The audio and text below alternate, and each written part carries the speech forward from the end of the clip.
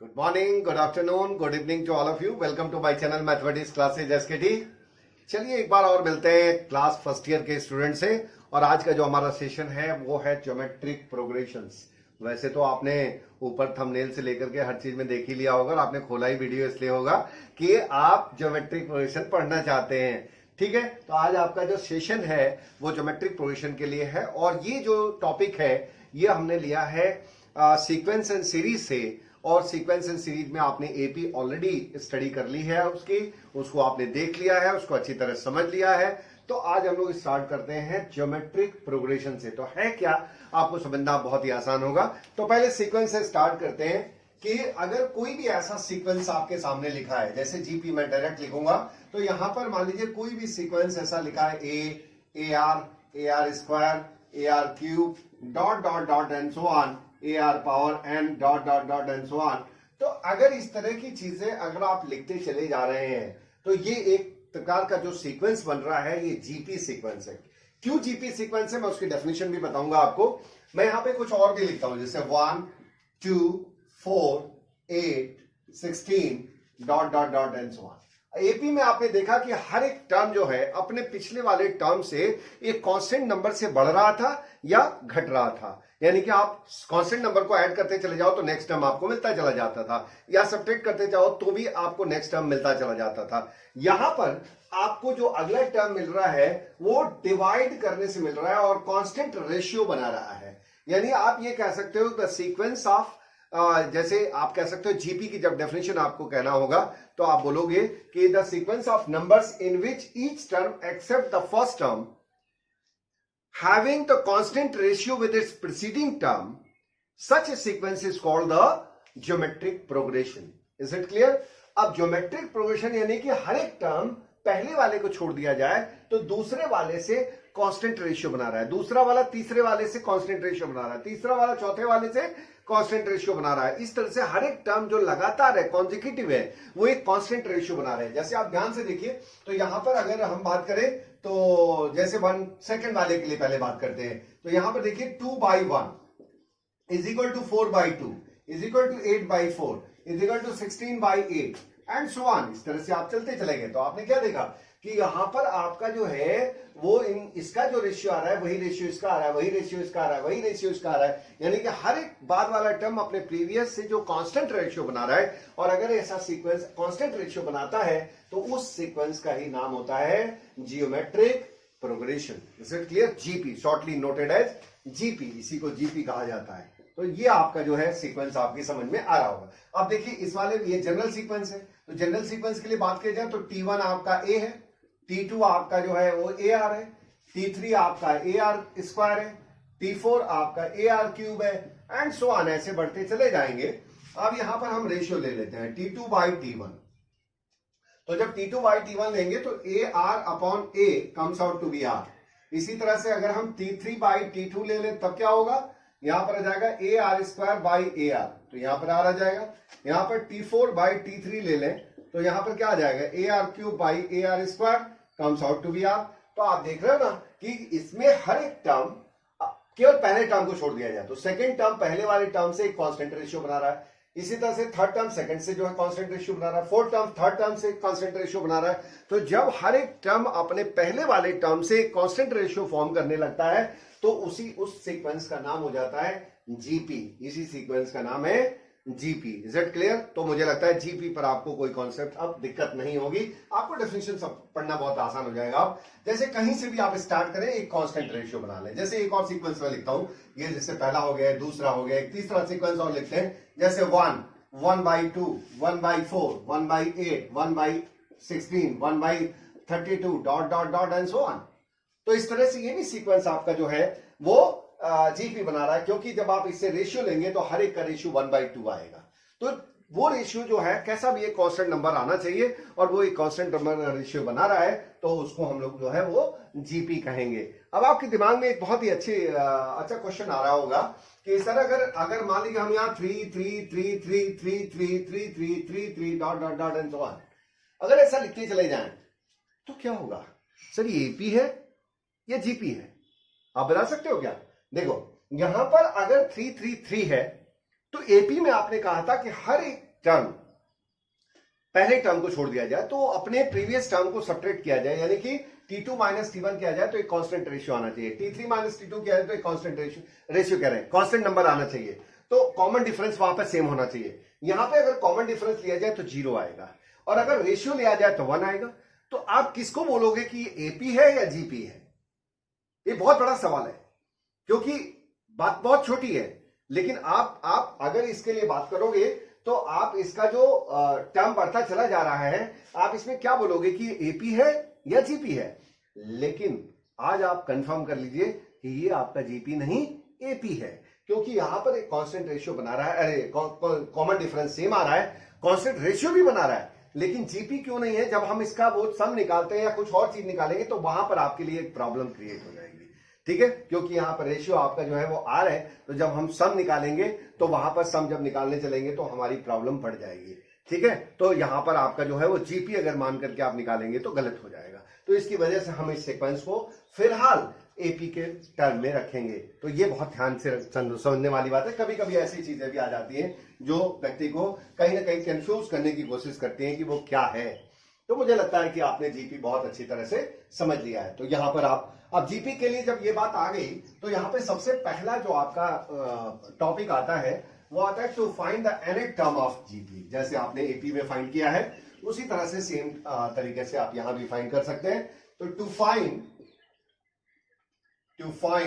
nth term of a GP, let the general sequence of GP is given by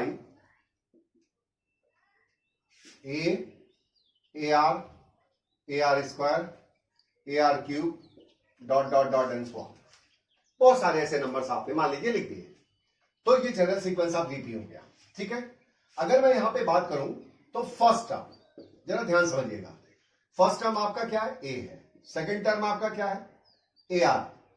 third term आपका ए r square, fourth term A r cube and so on. अब जरा ध्यान से समझिए, मैं यहां पर फर्स्ट टर्म यहां फिर से लिख रहा हूं। अगर मैं इस फर्स्ट टर्म को जो ए लिखा है, अगर मैंने इसे लिख दिया ए आर पावर 0, यानी कि ए आर पावर 1 माइनस 1, तो क्या गलत होगा? नहीं ना, क्योंकि A are power 1 minus 1 comes out to be 0 and A are power 0, तो R power 0 is 1, so that is 1, तो it means A into 1 is equal to A. तो your final result is A. केवल हमने setting की है वहां पर, और ये ध्यान से आपको समझ लेना है कि जो पहला वाला टर्म है ए, उसको हम इस फॉर्म में लिख सकते हैं कि नहीं लिख सकते हैं। अगर लिख सकते हैं तो हम प्रोसीड ऑन कर सकते हैं। तो हम लोग आगे बढ़ते हैं। फिर यहां पर मान लीजिए T2। अब T2 क्या हुआ? A r raise to power 1। Raise to power 1 को अगर हम इस तरह से लिख दें A R power 2 minus 1, T3 को इसी तरह से लिख दें ए आर स्क्वायर, और ये हो जाएगा ए आर क्यूब माइनस 1। ध्यान दीजिएगा, बस उतना ही करना है हमको कि जो टर्म है, जैसे स्क्वायर लाना है तो हमको 3 माइनस 1, क्यूब लाना है तो 4 माइनस 1, तो इस तरह से सेटिंग कर देनी है। और यहां पर ऐसे ही बढ़ते चले जाएंगे हम, तो ए आर क्यूब आ गया, और इसको हम क्या लिखेंगे? A are power n minus ये 4 माइनस 1 एंड सो ऑन। अगर मान लो इस क्रम को अगर आपने पकड़ लिया है कि हाँ हमें क्या कर रहे हैं, तो पहले टर्म को आप देखिए, तो पहले टर्म अगर फर्स्ट टर्म को आपने लिखा है तो ए तो सब में आ रहा है कॉमन, कोई दिक्कत नहीं है, बट आर के ऊपर पावर में थोड़ी थोड़ी चेंजिंग आ रही है। क्या चेंजिंग आ रही है? कि 1 माइनस 1, ठीक है, सेकेंड टर्म है तो 2 माइनस 1, थर्ड टर्म है तो 3 माइनस 1, फोर्थ टर्म है तो 4 माइनस 1। तो अगर ऐसे ही करके हमें 10 टर्म निकालना है तो क्या हो जाएगा बोलो? ये हो जाएगा सीधे सीधे ए आर पावर 10 माइनस 1, यानी कि अगर ऐसे ही हमें T100 लिखना हो तो क्या हो जाएगा? A are power 100 minus 1 dot dot dot. अगर इसी तरह से हम बात चलते चले गए तो यहां पर हमारा Tn क्या हो जाएगा? A are power n minus 1। तो मुझे नहीं लगता है कि आपको कहीं समझने में कोई दिक्कत होगी कि यहां पर जो nth टर्म है, अब nth टर्म की वैल्यू कुछ भी हो सकती है, n की वैल्यू 1000, चाहे जो भी, whatever you can put here. So Tn is equal to a are power n minus 1। तो यहां पर ये वैल्यू जो आ गई, ये nth टर्म का फार्मूला आ गया। अब इससे आप किसी भी एपी जीपी सीक्वेंस का जो टर्म चाहें वो टर्म आप फाइंड कर सकते हो। तो अब कोई आपके सामने इश्यू नहीं रहा, तो यहां पर आ गया Tn is equal to a are power n minus 1। ये आपका जो है वो nth टर्म का क्या हो गया, फार्मूला हो गया। अब इस पर आप एक क्वेश्चन ले लीजिए तो आपको एक चीजें क्लियर हो जाएंगी। मुझे लगता है कि आप इसको समझ चुके हैं, क्योंकि इनके प्रूफ की बहुत ज्यादा जरूरत तो नहीं है, लेकिन अगर आप उन चीजों को अच्छी तरह समझते हैं तो आपको दिक्कत नहीं होने वाली है। ठीक है, अगर मान लीजिए एक सीक्वेंस है, मान लीजिए कुछ भी है, ऐसे जनरल टाइप का सीक्वेंस है कि एक सीक्वेंस है 5, 25, 125 डॉट डॉट डॉट, तो इसमें फाइंड, एग्जांपल है ये, find fifth term and nth term of GP. आपको इस जीपी का फिफ्थ टर्म फाइंड करना है और nth टर्म फाइंड करना है। क्वेश्चन तो क्लियर हो गया ना। तो यहां पर सबसे पहले आप लिख लेंगे a की वैल्यू कितनी है 5, r की वैल्यू कितनी है, तो 25/5 इज इक्वल टू 5। ओके, आप चाहे एक जगह से और वेरीफाई कर सकते हैं, बट उसकी आवश्यकता नहीं है, अगर वो जीपी है तो कोई दिक्कत नहीं है। अब आपका टी फिफ्थ निकालना है, सो देयरफॉर T5 क्या हो जाएगा, ए आर पावर 5 माइनस 1। तो बस आप इसको एक पावर कम कर दिया करिए, वो आपका डायरेक्ट टर्म आ जाएगा। ए की वैल्यू हो गई 5 और यहां पर 5 पावर 4, तो यहां पर कुल मिला के आ जाएगा 5 पावर 5। तो ये हो गया आपका 5 पावर 5। अब आप इसको मल्टीप्लाई कर लेंगे, आपका आंसर आ जाएगा, तो मल्टीप्लाई करने की जरूरत नहीं है। फिर आप ऐसे ही nth टर्म फाइंड करना है, तो a are power n minus 1। अब a की वैल्यू कितनी है 5 और r की वैल्यू कितनी है 5 और यहां पर n माइनस 1। अब इसके ऊपर पावर है, बेस सेम है, तो पावर फिर क्या हो जाएंगे, जुड़ जाएंगे, तो 5 पावर n। तो फार्मूला क्लियर हो गया कि अगर फिफ्थ टर्म निकाला तो 5 पावर 5 आया, nth टर्म निकाला तो 5 पावर n आ गया। तो इस तरह से आपका कहने का मतलब है कि आप इस तरह से जीपी में जो भी टर्म चाहे वो टर्म फाइंड कर सकते हैं। अब हम थोड़ा सा और आगे बढ़ते हैं। ठीक है, यहां तक मुझे लगता है कि एग्जाम्पल में कोई दिक्कत नहीं होगी और आप ऐसे बहुत सारे क्वेश्चन आप लगा सकते हो। अब आ जाते हैं, थोड़ा सा और आगे बढ़ते हैं यहां पर, और अब करते हैं to find the sum of n terms of GP. Let Sn denotes या S denotes the sum of n terms of GP। ठीक है, तो जब S को हमने n टर्म्स ऑफ GP मान लिया तो हो जाएगा a r square, a r cube, A R power 4 plus dot dot dot A R power n minus 1। यहां तक आपको कोई भी दिक्कत नहीं होगी, क्योंकि general sequence of GP nth term तक काम को करना है, तो इसका nth टर्म आपका आपने अभी अभी निकाला है, तो a से लेकर के n टर्म्स तक का सम आपने कर दिया। अब यहां पे थोड़ा सा दिमाग लगाना है।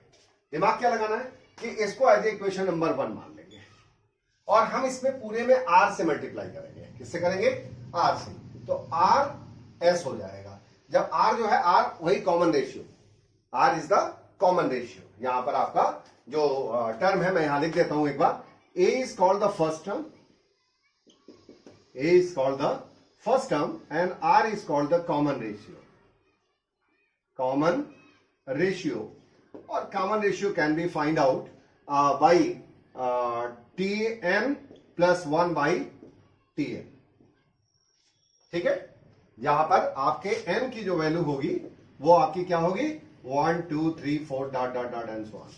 आप उसके आगे बढ़ते चले जाएंगे, कोई दिक्कत नहीं है। जैसे n की वैल्यू 1 रखा तो t2 by t1, ठीक है, फिर से 2 की वैल्यू रखा तो 3 by 2, तो ऐसे करके आप आगे बढ़ सकते हैं। तो ये आपका common ratio r is equal to tn plus 1 by tn। अब यहां पर आपका जो है जब निकालेंगे r से मल्टीप्लाई करेंगे, तो यहां पर एक टेक्निक समझिए आप। मल्टीप्लाई तो हम करेंगे सारे टर्म में, लेकिन रखेंगे एक आगे, यानी एक टर्म को छोड़ते हुए हम रखते चले जाएंगे।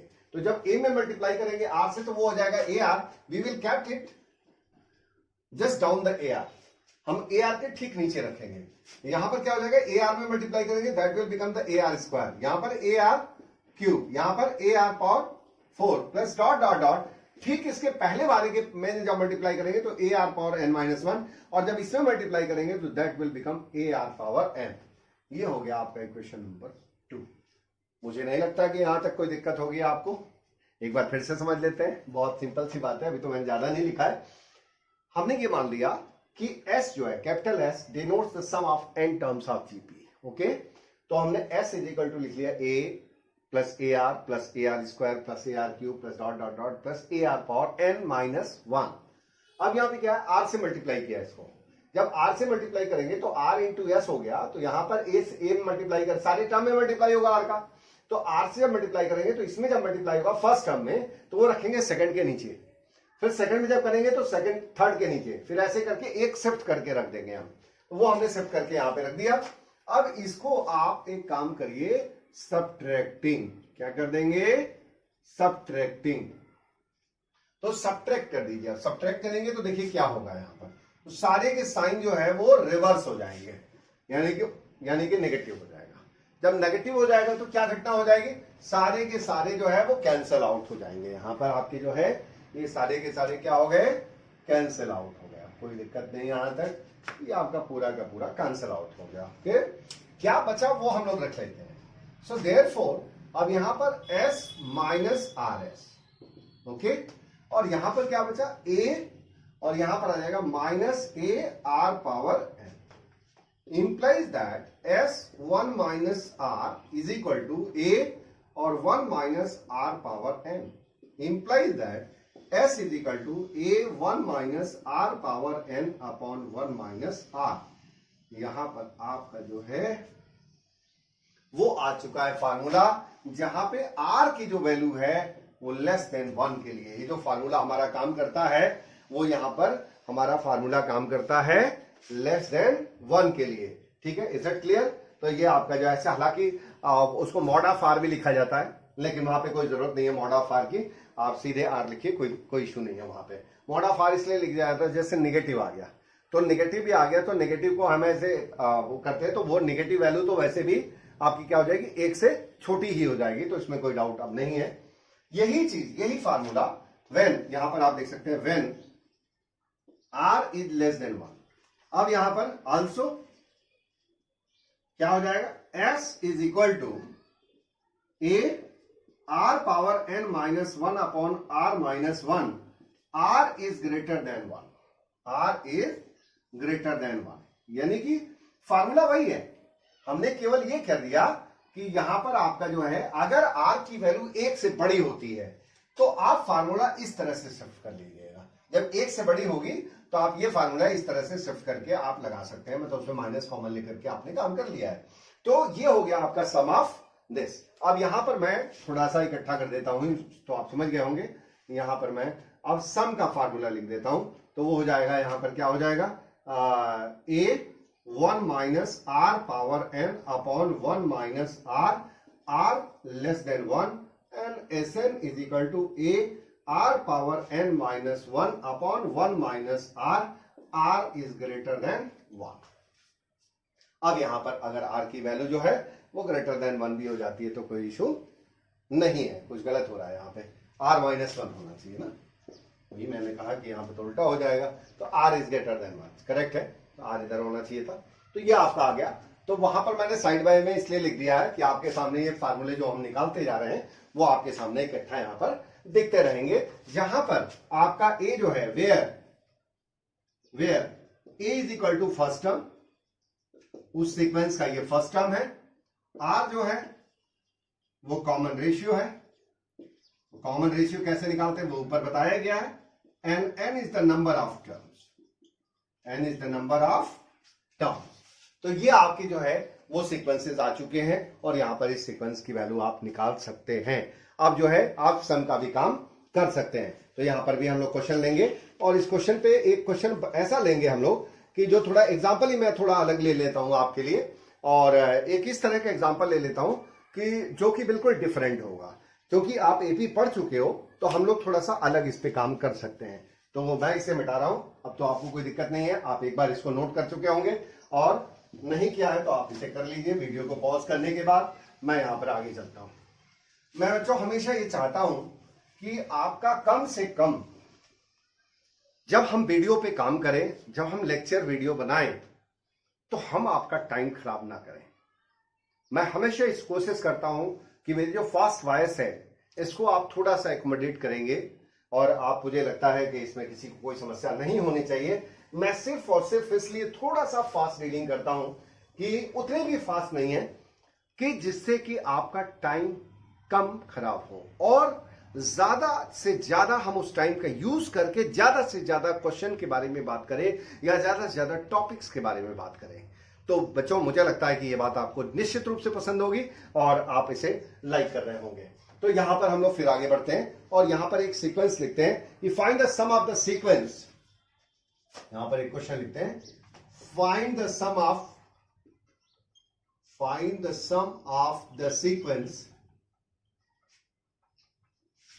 7, 77, 777, 7777 and so on up to n terms.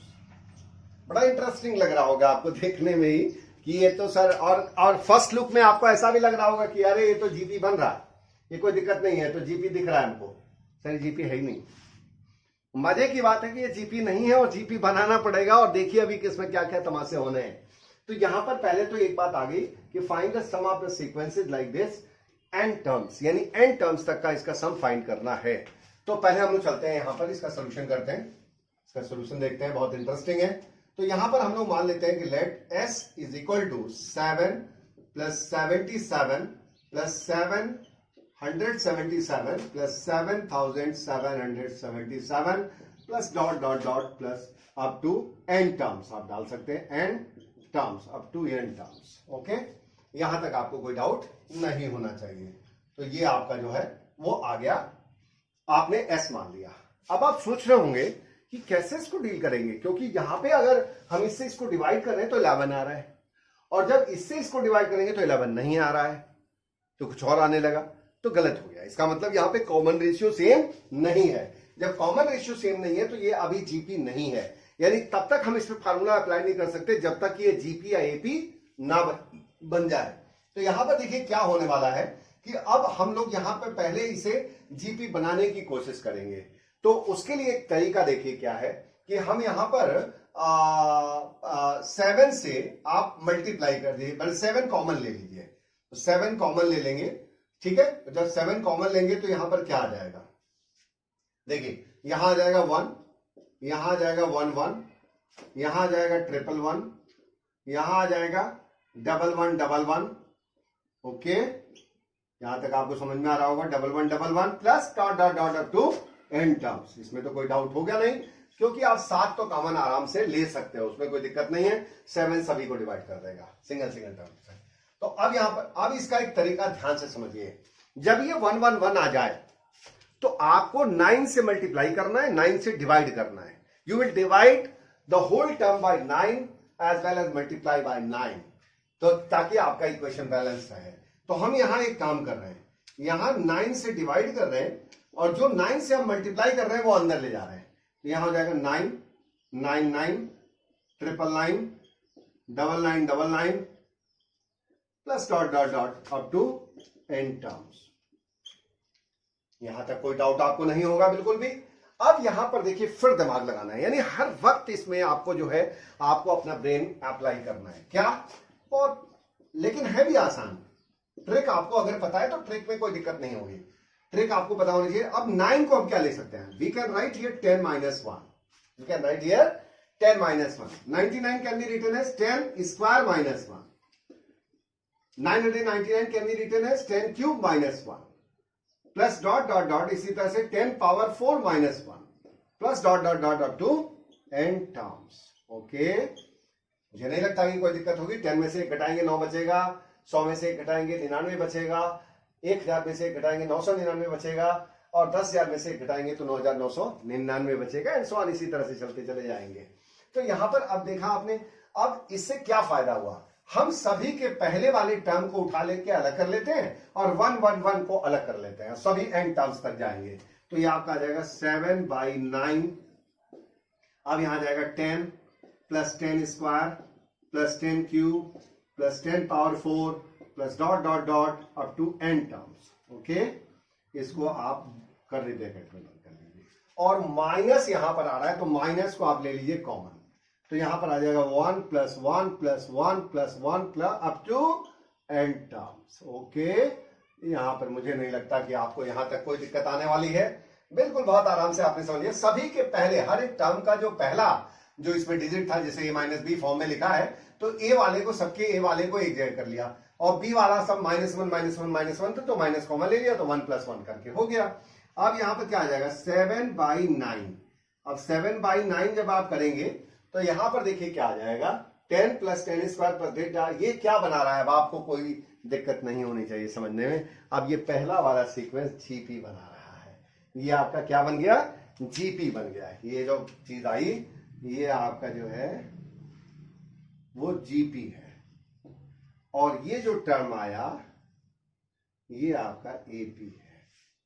कितनी इंटरेस्टिंग बात आ गई कि आपने उस होल सीक्वेंस को किस फॉर्म में तोड़ दिया, आपने इसमें दो जीपी और एपी दोनों के फॉर्म में तोड़ दिया। अब यहां जीपी का फार्मूला लग जाएगा n टर्म्स का जो कि आपके सामने रखा हुआ है। तो यहां पर फर्स्ट टर्म इसका 10 हो गया और इसका कॉमन रेशियो भी जब निकालेंगे तो वो भी 10 आएगा और जब 10 आएगा तो देखो 1 से बड़ा आ गया, r की वैल्यू इस केस में 1 से बड़ी आ गई तो फिर सेकंड वाला फार्मूला यूज करेंगे। तो यहां पर आ जाएगा, यहां a पहले लिख देते हैं a और r power n minus 1 upon r minus 1। Okay, और माइनस यहां पर 1 को अगर n टाइम ऐड कर दिया जाए तो कितना हो जाएगा, 1 को अगर n टाइम ऐड करेंगे तो n हो जाएगा, तो यहां पर हो जाएगा माइनस n और ये आप इसको क्लोज कर सकते हैं। अब यहां पर आप इसको थोड़ा आगे बढ़ा दीजिए, यहीं पर लिख रहे हैं 7/9। अब यहां a की वैल्यू कितनी है, a आपका जो है वो 10 हो जाएगा, 10 फिर यहां आ जाएगा 10 minus 1 10 power n minus 1 upon 10 minus 1 10 minus 1 ये आ जाएगा और यहां पर आपका जो है और माइनस n ये तो रहेगा ही रहेगा, ये आपका माइनस n। हम ब्रैकेट हटा दे रहे हैं, कर्ली ब्रैकेट को हम रिमूव कर दे रहे हैं, उसकी आवश्यकता नहीं है। यहां पर आप 9 बचा तो 9 से आप यहां एलसीएम ले लो और उस 9 को आप बाहर निकाल दो, ये जाएगा 7/81। अब क्या हो जाएगा 7/81 और यहां पर आ जाएगा आपका, देखिए 10 है तो 10 को अभी ऐसे ही रहने देते हैं और यहां हो जाएगा 10 पावर n माइनस 1 और ये जो 9 है वो इधर मल्टीप्लाई भी होगा तो माइनस 9n हो जाएगा और ये आपका जो है और वो जो डिवाइड बाई 9 है वो बाहर चला गया तो 9 9 जा 81। This will be your final answer. यही आपका जो s होगा ये आपका एक तरह से फाइनल आंसर होगा। आप बहुत करेंगे तो 10 को मल्टीप्लाई कर सकते हैं और यहां पर आप लिखना चाहे तो लिख लीजिए, वैसे कोई आवश्यकता नहीं है उसकी। 7/81 और यहां पर आ जाएगा 10 power n plus 1 minus 9n। Okay, और माइनस 10। तो मुझे नहीं लगता कि ये कोई ठीक है, लेकिन चलिए ये भी फॉर्म सही है तो कोई दिक्कत नहीं। तो हम लोग ये दोनों फॉर्म में कोई भी फॉर्म कहीं भी छोड़ देंगे, हमारे मार्क्स में कोई भी कमी नहीं आने वाली है, चाहे हम पहले पे छोड़ दें या दूसरे पे छोड़ दें। तो मुझे लगता है कि एक बहुत ही अच्छे क्वेश्चन का आपने डेरिवेशन कर दिया और बहुत ही अच्छे समझ गए। एक चीज और कि यहां पर मैं आपको एक बात और भी बताते चलूं कि जैसे आपके दिमाग में होगा सर आपने तो एग्जांपल 7 पे ले लिया और what about 6, what about 5, what about any other number, no problem at all, we will do the same process in each case. अगर 7 है तो भी यही प्रोसेस होगा, अगर 6 है तो भी यही प्रोसेस होगा, 5 है तो भी यही प्रोसेस होगा, यानी 5 को कॉमन लेंगे और वहां पर 9 से ऊपर नीचे मल्टीप्लाई कर। बस ये ध्यान रखिएगा 9 से ऊपर नीचे मल्टीप्लाई जरूर होगा, तभी हम ये इसको इस फॉर्म में बना पाते हैं। तो एक तो ये चीज आ गई आपके सामने। अब यहां पर जो हमारा नेक्स्ट टॉपिक क्रिएट होता है वो बहुत ही ज्यादा इंपॉर्टेंट है और उसका नाम है ज्योमेट्रिक मीन। तो पहले हम लोग आज यहां पर पढ़ लेते हैं ज्योमेट्रिक मीन, क्योंकि टॉपिक वाइज हम लोग आज इससे फिनिश कर देंगे और ताकि हमें सिर्फ क्वेश्चंस लगाने रहे और अगर आपके जो क्वेश्चंस होंगे कुछ अलग तो फिर उन्हें भी आप कमेंट सेक्शन में दे सकते हैं। I will solve it and send to it.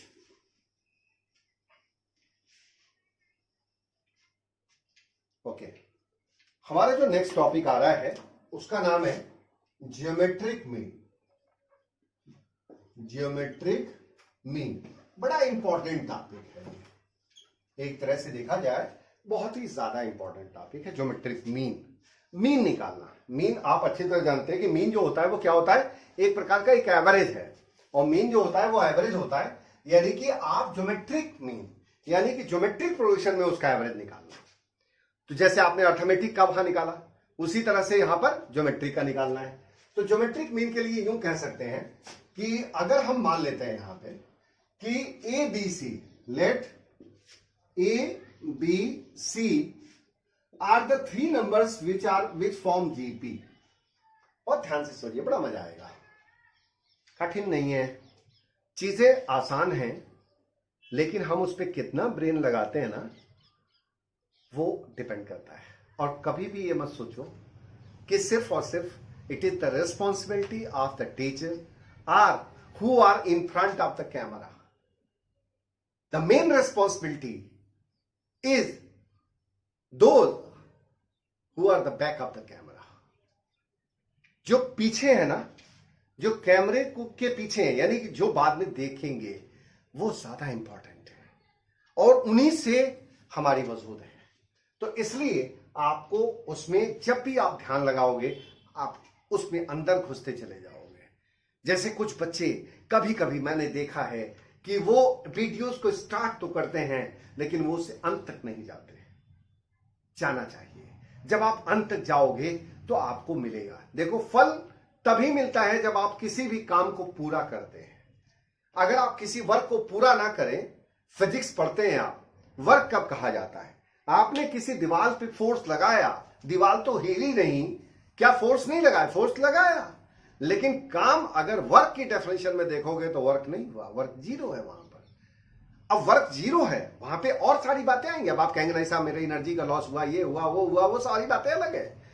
Mathematics में जरा चलिए और फिजिक्स का सिग्निफिकेंस लीजिए कि आपने फोर्स तो लगाया, लेकिन फोर्स लगा भी, आपकी एनर्जी भी चली गई, लेकिन दीवार हिली नहीं, इसलिए वर्क हुआ नहीं।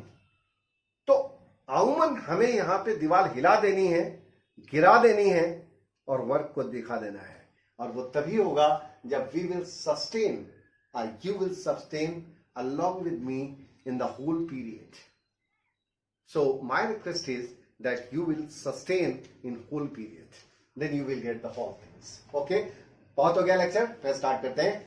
ठीक है, कभी कभी मास्टर है ना, टीचर जो होता है ना, उसके अंदर बड़ी एक बात होती है, वो हमेशा समझाने ही लगता है हर चीज को। तो हम सवाल समझाते कभी कभी इन चीजों पे भी, मॉरल ड्यूटीज पे भी चले जाते हैं।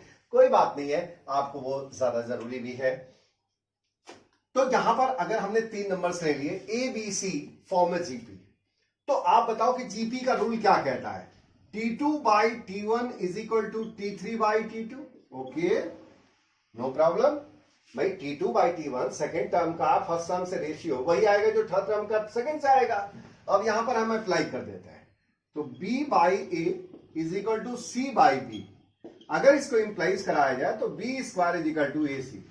यहां पर B जो होगा वो अंडर रूट AC होगा, then B is equal to under root AC is called geometric mean। क्या बोलते हैं इसको? geometric mean।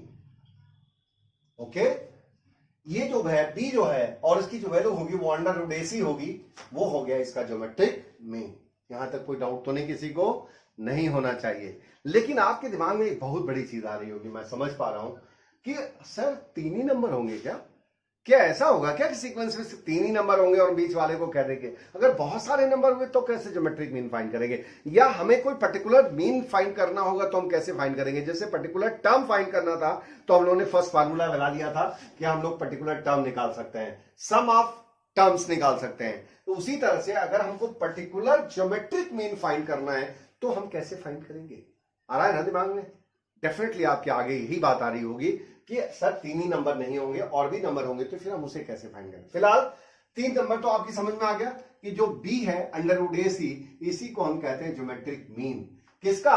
Of A and C। यहां पर A और C का ज्योमेट्रिक मीन है। जैसे दुनिया में कोई भी 2 नंबर ले लें आप, वो ज्योमेट्रिक फॉर्म कर रहा हो ना कर रहा हो।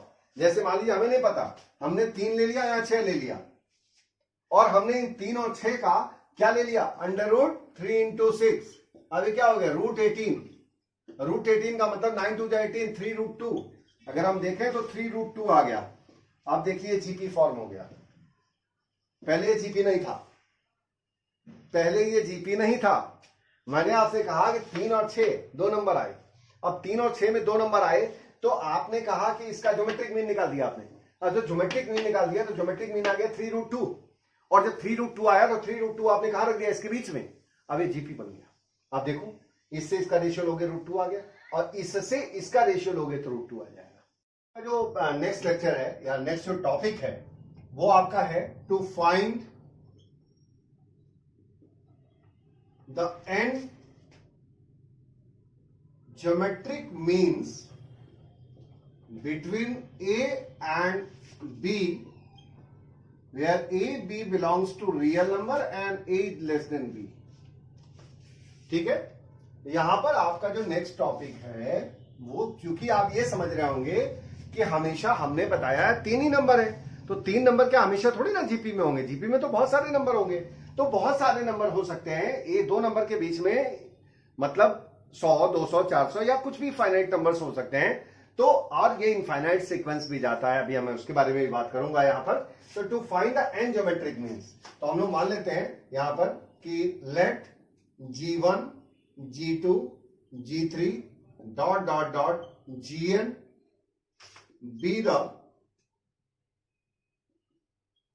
N geometric means between A and B, that is A, G1, G2, G3 dot dot dot Gn और B।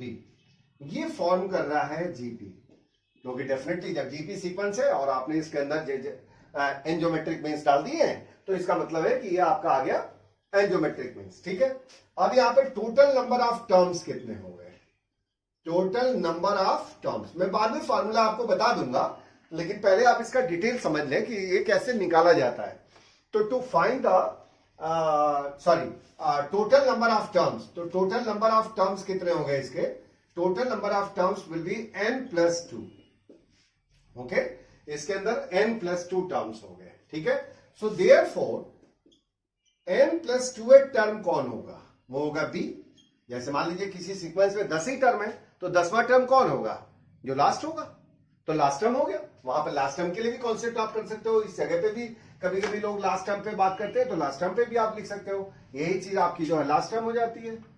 तो आप इसे लास्ट के लिए भी अगर फाइंड करना चाहते हैं तो एज ए आप लास्ट टर्म भी लिख सकते हैं उसको। तो वही चीज है, तो यहाँ पे Tn+2 जो है वो भी हो जाएगा, और इस पे फार्मूला लगा दो आप एक जीपी का। तो जीपी का जब फार्मूला लगाएंगे तो क्या हो जाएगा, ए और आर पावर, अगर आर उसका जो है कॉमन रेशियो है तो n+2 - 1 is equal to B. तो यहां से आएगा R power n+1 is equal to B by A. तो यहां से आ जाएगा R is equal to B by A और होल पावर 1/n+1। ये आपका जो है वो कॉमन रेशियो आ गया। ठीक है, इस सीक्वेंस का कॉमन रेशियो आ गया। अब आप बताओ कि जब कॉमन रेशियो आ गया तो देयरफॉर G1 अगर मुझे निकालना हो तो कोई भी जो जनरल सीक्वेंस होगा ए आर स्क्वायर यही होता है। तो G1 यानी कि 1 AR, अब A और R का मतलब हो गया B बाई A और पावर 1/n+1। फिर इस तरह से G2 निकालना हो तो क्या हो जाएगा, AR स्क्वायर यानी कि A और B by A power 2/n+1। फिर G3 निकालना है मान लीजिए तो AR3 ये हो जाएगा A B by A power 3/n+1। ऐसे ही करके अगर हम निकालते चले जाएं तो यहां पर अगर हम ऐसे ही निकाल करके nth टर्म इसका nth Gn निकाल लें, यानी कि nth term of this Gn मतलब ज्योमेट्रिक मीन। तो nth ज्योमेट्रिक मीन जब फाइंड करेंगे तो देखिए जो टर्म आ रहा है उतना ही आ रहा है, 2 है तो R स्क्वायर, 3 है तो R3। तो अगर इसका निकालेंगे तो AR पावर n। ओके, अब यहां पर जाएगा A और हो जाएगा B by A raise to power n/n+1। तो यही आपका फार्मूला भी बन जाएगा कि A और B by A raise to power n upon n plus 1। अब आप सोच रहे होंगे कि सर फार्मूला हम यूज कैसे करेंगे, तो यहां पर एक चीज फिक्स रखिएगा, ये n प्लस 1 जो नीचे लिखा है उसमें n की वैल्यू फिक्स है। वो n कौन सा है जो इसमें नंबर ऑफ n है, कितने ज्योमेट्रिक मीन्स निकालने हैं, लेकिन ऊपर वाला n फिक्स नहीं है, वो कौन सा टर्म निकालना है उसके हिसाब से होता है। तो जैसे मान लीजिए आपने फर्स्ट ज्योमेट्रिक मीन निकाला है तो 1 हो गया, सेकंड निकाला है तो 2 हो गया, थर्ड निकाला है तो 3 हो गया, यानी ये वाला n वेरिएबल है। एक तरह से ये क्या है, वेरिएबल है, variable according to the number of terms या टर्म्स। कौन सा टर्म आप फाइंड कर रहे हैं उसके आधार पर है, जबकि यहां पर ये वाला जो है वो फिक्स है, ये फिक्स है, आपका n प्लस 1 जो है यहां पर फिक्स है। तो ये ध्यान रखिएगा, और a और b में तो कोई चेंज होगा नहीं।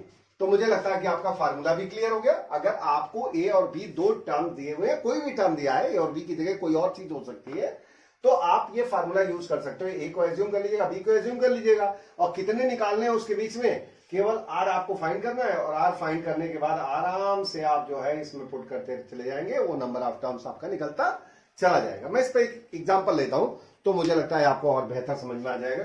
तो मैं एक एग्जांपल यहां पर टेकअप करता हूं, इसके लिए देखते हैं। तो यहां पर ये आ जाएगा आपका जो एग्जांपल आ रहा है, अगर हम ये कह रहे हैं कि insert 3 geometric means between, question है आपका, insert 3 geometric means between 1 and 256। अब 1 और 256 के बीच में कितने ज्योमेट्रिक मीन्स फाइंड करने हैं हम लोग को, 3। तो ठीक है, 3 निकालते हैं। तो हम लोग मान लेते हैं यहां पे पहले रूल के हिसाब से निकालते हैं, फिर फार्मूला भी आपको यूज करा देंगे, ठीक है। तो पहले हम लोग मान लेते हैं इसका सोल्यूशन। तो 1 के बीच में 3 निकालना है, तो पहला G1 हो गया, G2 हो गया और G3 हो गया, ओके, और 256 हो गया। अब यहां पे T5 आपका क्या होगा, पांचवा टर्म ही 256 होगा। अब यहां पर इसका फार्मूला लगा दिए, तो AR पावर मतलब 4 इज इक्वल टू 256। A की वैल्यू यहां 1 है, R आप चाहे तो R ही रहने दीजिए, कोई दिक्कत नहीं, R ही तो हमें निकालना है, पावर 4 इज इक्वल टू, यहां पर 256 को आप चाहे तो आप तो 4 पावर 4, 4 चौको 16, चौको 64, चौको 256। तो मुझे लगता है कि आपको ये चीजें याद होनी चाहिए वैसे भी। और यहां पर देखिए r power 4 is equal to 4 power 4, तो दोनों पर पावर 4 है, तो r की वैल्यू क्या हो जाएगी, यहां से कंपेयर होकर के आ जाएगी 4। r तो आ गया 4, अब कोई इश्यू ही नहीं है। जब r आ गया 4, तो 4 का मल्टीप्लाई होता चला जाएगा, क्योंकि ये बढ़ रहा है, तो जब बढ़ रहा है तो इसका मतलब मल्टीप्लाई होता जाएगा। तो G1 आपका क्या आ जाएगा, जब G1 आप निकालेंगे तो वो हो जाएगा AR, तो A का मतलब 1 इंटू 4 हो गया। फिर G2 आप निकाल लेंगे तो AR स्क्वायर यानी कि 1 इंटू 4 का स्क्वायर यानी कि 16 हो गया। फिर G3 आपको निकालना है तो AR क्यूब हो गया, यानी 1 इंटू 4 का क्यूब इज इक्वल टू आ जाएगा आपका 64। तो ये जाएगा 4, 16 और 64, ठीक है। अब यहां पर आपका ये वैल्यू आ गई G1, G2, G3, ऐसे क्लियर। अब यहां पर हम लोग बात करते हैं कि जब ये निकल गया, आप सोच रहे होंगे सर हम फार्मूले में कैसे यूज करेंगे, हम क्यों जाएं इतना लंबा करने के लिए। डेफिनेटली आपकी बात भी सही है कि आप क्यों जाएंगे इतना लंबा करने के लिए, तो हम इसे शॉर्ट में बता देते हैं। तो देखिए आपका जो फार्मूला है वो यहां पर A की जगह 1 है, B की जगह आपका 256 है, R का फार्मूला आप याद कीजिए कि A इंटू क्या था आपका B बाई A और whole power 1 upon n plus 1, okay. तो यहां A की वैल्यू 1, यहां B की वैल्यू 256 और अपॉन 1 होल पावर 1 अपॉन 4। क्यों, क्योंकि n की वैल्यू कितनी है मैंने बताया था, जितना निकालना होगा वो n फिक्स होगा यहां पर, तो वो n की वैल्यू 3 हो गई और 3 प्लस 1 4 हो गया। ये क्लियर हो गई ना। अब यहां पर आपका जो है 256 मतलब 4 पावर 4 और उसका पावर 1 बाई 4, तो कुल मिला के R की वैल्यू आ गई 4। तो r इजिकल टू 4 आ गया, इसके बाद कोई इशू ही नहीं है। फिर आपका जो g1 होगा वो आपका ऐसे ही 4 हो जाएगा। फिर g2 जो होगा वो a की वैल्यू 1 है तो कोई इशू नहीं है, जो भी है r स्क्वायर यही आएगा, तो 4 का स्क्वायर आ जाएगा। और g3 आपका जो है वो 4 का क्यूब आ जाएगा। और इस तरह से आपने फिनिश कर दिया। तो आपको कितना टाइम लगा? मुश्किल से आप 20 सेकंड के अंदर जो है आपका रिजल्ट आ गया।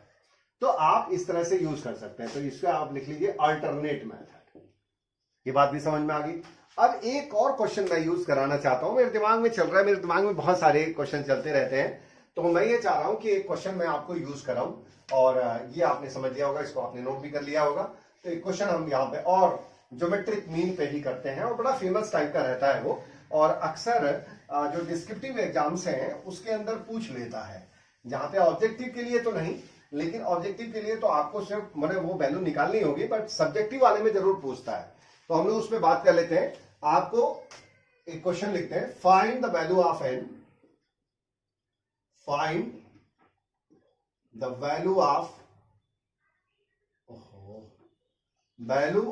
n, find the value of n if a power n plus 1 plus b power n plus 1 or upon a power n plus b power n may be the geometric mean of a and b. Geometric mean of a and b. How interesting this question. कि find the value of n if this number या this expression may be the geometric mean of a and b. अगर a और b का वो geometric mean है, अगर a और b का ये geometric mean है, तो n की वैल्यू फाइंड कर दो। तो we know that यहां पर जब सोल्यूशन करेंगे हम यहां, तो geometric mean of a and b is given by क्या हो जाएगा? अंडर रूट ए बी, या a पावर 1/2 b पावर 1/2। यहां तक तो कोई डाउट नहीं। मैंने बताया था कि दुनिया में कोई भी दो नंबर होंगे और उसका ज्योमेट्रिक मीन निकालना है तो we will multiply and take the root. Okay, and according to question this is the geometric mean of a and b, so both expressions are same. So according to question, according to question, कभी कभी क्या है ना कि मेरे को कभी हंसी आती है, कभी कभी मैंने कई बार बात किया है कि हमारे जो वीडियोस हैं वो बाहर की तरफ शूट होते हैं और हमारे चारों तरफ लोग बड़े अच्छे हैं और वो कुछ ना कुछ हमको म्यूजिक सुनाते रहते हैं। कभी चिड़िया बोलने लगेगी, कभी कुछ बोलने लगेगा, तो आपको बीच बीच में ना जब आप सुनेंगे तो कभी म्यूजिक की आवाज भी आएगी। तो आप घबराना नहीं, मैं म्यूजिक नहीं सुना रहा हूँ, ये आसपास के लोग सुना रहे हैं। तो मैं तो आपको यही सुना रहा हूं जो मैं सुनाना चाहता हूं, ठीक है। लेकिन आप एंजॉय कीजिएगा, उस पर ज्यादा ध्यान मत दीजिएगा। आपका क्वेश्चन जब हावी हो जाएगा तो आपको वो चीज वैसे भी नहीं सुनाई देगी। तो according to question this will become the a power n plus 1, यहां लिखते हैं a raise to power n plus 1 plus b raise to power n plus 1 upon a raise to power n plus b raise to power n is equal to a power 1/2 into b power n 1/2। अब आप इसको कर दीजिए cross multiply. जब cross multiply करेंगे तो a raise to power n plus 1 plus b raise to power n plus 1 is equal to, इसका इसमें मल्टीप्लाई होगा a में, तो यहां हो जाएगा a रेज टू पावर, और देखिए बेस सेम होंगे, जब इसका मल्टीप्लाई होगा तो बेस सेम होंगे तो पावर ऐड हो जाएंगे, तो n प्लस 1/2, n प्लस 1/2 और b पावर 1/2। यहां तक भी कोई दिक्कत नहीं है। फिर b वाले में करेंगे तो हो जाएगा b, a पहले लिख लेते हैं, तो a पावर 1/2 और b पावर n प्लस 1/2। यहां तक भी कोई डाउट नहीं है। अब यहां क्या हो जाएगा कि इसको इसके मतलब ऐसा करिए कि दोनों तरफ से कुछ ना कुछ कॉमन बन जाए, इस तरह का हिसाब किताब लिया जाए। तो इसमें इसको हम लोग इधर ले आते हैं, चलिए ठीक है।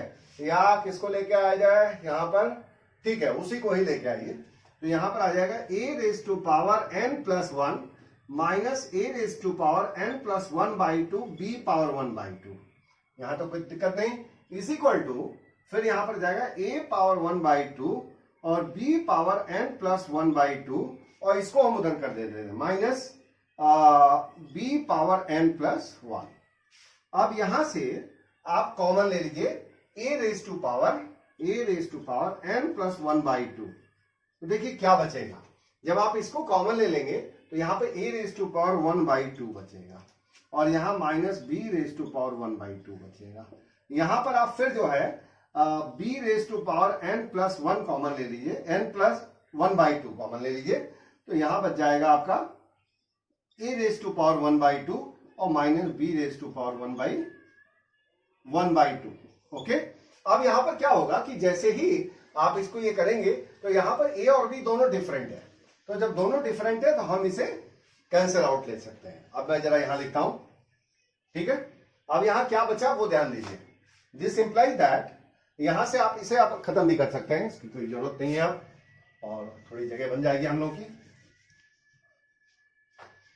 अब यहां क्या आ जाएगा, फिर यहां पर आपका जो है a raise to power n plus 1/2 और upon b raise to power n plus 1/2 is equal to 1। आप इसको इसके नीचे लेते आइए। अब यहां पे क्या आ जाएगा, a by b power n plus 1/2 और देखिए a बाई बी पावर 0। अगर हम ऐसा लिख दे तो कोई दिक्कत होगी क्या? अगर हम ये 1 आ गया तो 1 को तो हम किसी भी नंबर का पावर 0 कर दे तो उसकी वैल्यू 1 हो जाएगी। तो a और b वैसे भी फाइनाइट नंबर से, b 0 नहीं है वहां पर, तो हम यहां पर ऐसे ले सकते हैं। अब यहां से हम कंपेयर कर सकते हैं, तो जब कंपेयर करेंगे तो बेस सेम है तो पावर आपकी कंपेयर हो जाएंगे, तो n plus 1/2 is equal to 0। This imply that n is equal to minus 1/2। तो ये इस तरह से आपकी जो वैल्यू आ गई वो कितनी आ गई, n is equal to minus 1/2। So in this way मुझे लगता है कि मैं आपसे 1 मिनट बातें करूंगा, और वो ये है कि जीपी का जो टॉपिक वाइज है वो आपका फिनिश्ड हो चुका है एक तरह से। ठीक है, ऐसे तो बातें करना हो तो बातें बहुत सारी की जा सकती हैं, लेकिन हम यहां पर आपको एक चीज कहना चाहेंगे कि जो जीपी है इसमें क्वेश्चंस बहुत ज्यादा है, बहुत ही ज्यादा है। चाहे वो आप कहीं से भी आप देखेंगे तो बहुत वैरायटी ऑफ क्वेश्चंस बनते हैं इसमें। तो मैं आपके लिए मैं समझता हूं कि मुझे खुद ही लग रहा है कि मैं आपको एक क्वेश्चंस का एक लेक्चर और डिलीवर कर दूं, तो मैं आपको इसका एक सेकंड लेक्चर दूंगा जिसमें मैंने लेक्चर नंबर 1 इसको नाम दिया है। तो मैं इसी सीक्वेंस का यानी जीपी का ही एक लेक्चर नंबर 2 और दूंगा जिसमें कि आपको केवल क्वेश्चंस, वैरायटी ऑफ क्वेश्चंस होंगे और उसमें आपको पूरे कॉन्सेप्ट फिर क्लियर हो जाएंगे। जितने तरह के क्वेश्चंस होंगे उनको मैं आपको बता दूंगा। ठीक है, तो आज के लिए हम लोग अपना सेशन यहीं पर एंड करते हैं और मैं समझता हूं कि आप सभी को बहुत ही बेहतरीन समझ में आया होगा। All the best.